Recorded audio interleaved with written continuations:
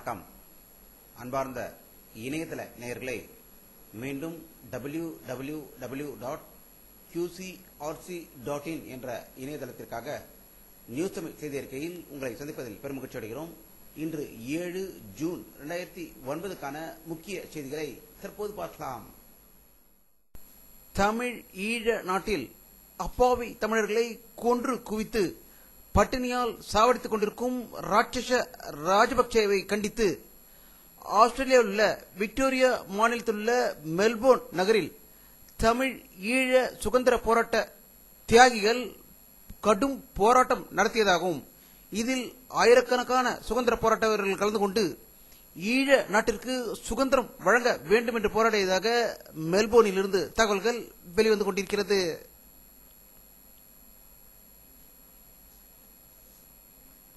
தமிழக முழுவதும் கொலை, கொள்ளை, கடத்தல் போன்றவை சர்வ சாதாரணமாக நடந்து வருவது தமிழக மக்கள் அறிந்ததே. இன்று சென்னையில் டிராவல்ஸ் அதிபரை கை, கால், தலை என்று தனித்தனியாக வெட்டி பல இடங்களில் வீசிவிட்டு சென்ற ஒரு பயங்கர நிகழ்வு சென்னையை உலுக்கியதாக தகவல்கள் வெளிவந்து கொண்டிருக்கிறது.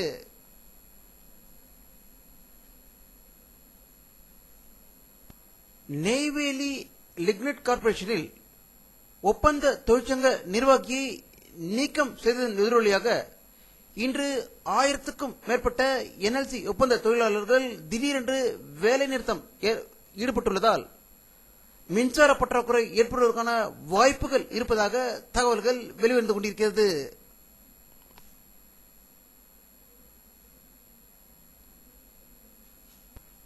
லண்டனில் உள்ள ஈழ தமிழ் மக்கள் ஈழ தமிழ்நாட்டில் உள்ள ஈழ மக்களுக்காக நிவாரண உதவிகளை ஒரு கப்பலில் ஏற்றி இலங்கைக்கு அனுப்பிய போது ராட்சச இலங்கை ராணுவத்தினர் அந்த கப்பலை சிறைபிடித்திருப்பதாக செய்திகள் வெளியாகிக் கொண்டிருக்கிறது.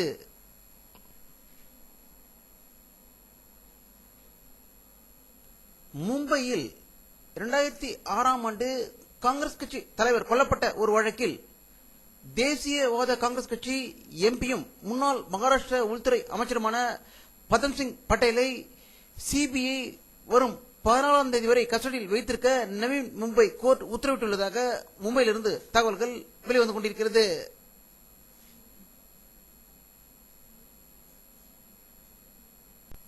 கேரளாவில் நீர்மின் நிலையங்களை சீரமைக்கும் பணிக்காக கோரப்பட்ட ஒப்பந்தங்களில் ஊழல் நடைபெற்றதாக கம்யூனிஸ்ட் மார்க்சிஸ்ட் கட்சியின் பினராயி விஜயன் மீது சிபிஐ நடவடிக்கை எடுக்க கேரள ஆளுநர் அனுமதி அளித்துள்ளதால் 400 கோடி ஊழல் பற்றி புதிய சர்ச்சை கேரளாவில் ஆரம்பித்து உள்ளதாக தகவல்கள் வெளிவந்து கொண்டிருக்கிறது.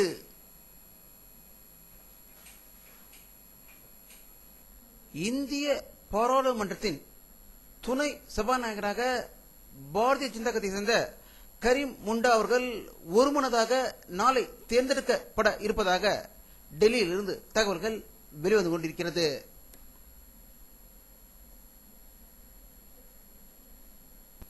இந்தியா சுதந்திரம் அடைந்த பின்னர் நடைபெற்ற மிகவும் சர்ச்சைக்குரிய விஷயங்களில் ஒன்றான ஆபரேஷன் ப்ளூ ஸ்டார் நடைபெற்று 25 ஆண்டுகள் ஆகியுள்ளதை சீக்கியர்கள் சனிக்கிழமை அன்று அனுஷ்டித்ததாகும்.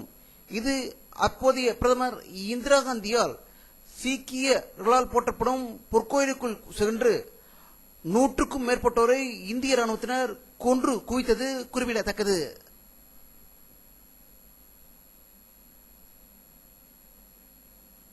ஆஸ்திரேலிய நாட்டில் இந்திய மாணவர் ஒருவருடைய கார் எரிக்கப்பட்டதால் அங்கு இந்திய மாணவர்கள் ஒன்று கூடி சிட்னியில் மாபெரும் போராட்டத்தை நடத்தியதாக சிட்னியில் இருந்து தகவல்கள் வெளியாகிக் கொண்டிருக்கிறது.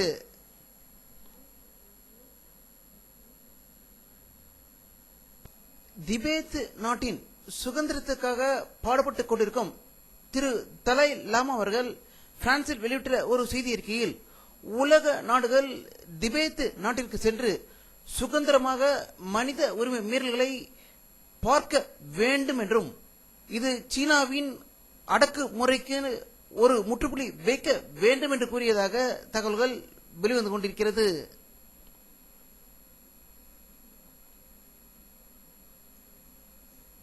பிரேசில் நாட்டிலிருந்து பிரான்சுக்கு சென்ற விமானம் கடந்த 5 நாட்களுக்கு முன்பு மாயமானதை தொடர்ந்து தேடும் பணியில் ஈடுபட்ட பிரேசில் ராணுவத்தினர் பிரேசிலிருந்து 840 கிலோமீட்டர் தொலைவில் உள்ள கடற்பகுதியில் 3 உடல்களை கண்டுபிடித்துள்ளதாக தகவல்கள் வெளிவந்து கொண்டிருக்கிறது.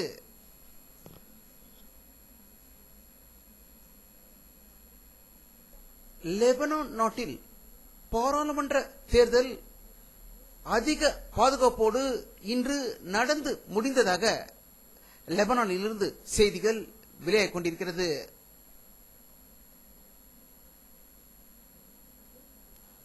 கண் பார்வை கோளாறு மற்றும் கண் பார்வை இழப்போருக்கு ஸ்டெம் செல் மூலம் மீண்டும் பார்வையளிக்க வாய்ப்புகள் இருப்பதாக university of New South Wales ஆராய்ச்சியாளர்கள் உறுதி செய்துள்ளதாக தகவல்கள் வெளிவந்து கொண்டிருக்கிறது.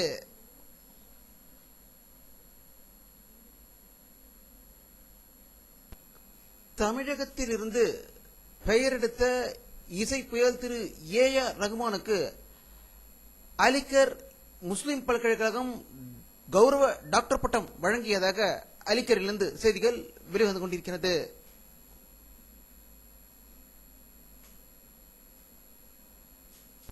பிரெஞ்சு ஓபன் டென்னிஸ் போட்டியில் இந்தியாவின் பயஸ் டோலி ஜோடிகள் வெற்றி பெற்றுள்ளதாக பிரான்சிலிருந்து தகவல்கள் வெளிவந்து கொண்டிருக்கிறது.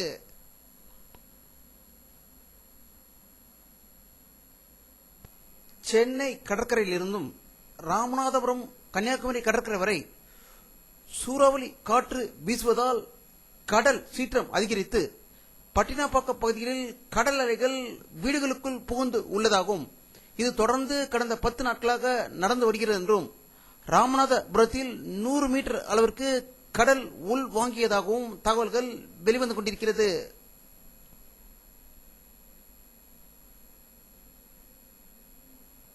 வானிலை அறிக்கை 7 ஜூன் 2009 பிற்பகல் 3 மணி எடுக்கப்பட்ட சேட்டலைட் புகைப்படத்தை தற்போது பார்த்துக் கொண்டிருக்கிறீர்கள். தமிழகத்தில் ஒரு சில இடங்களில் மேகங்கள் இருப்பதை பார்க்கலாம். கேரளாவில் அதிக மேகமூட்டங்கள் இருப்பதால் தமிழக கேரள எல்லைகளில் மழை பெய்வதற்கான வாய்ப்புகள் இந்த படத்தின் மூலம் தென்படுகிறது.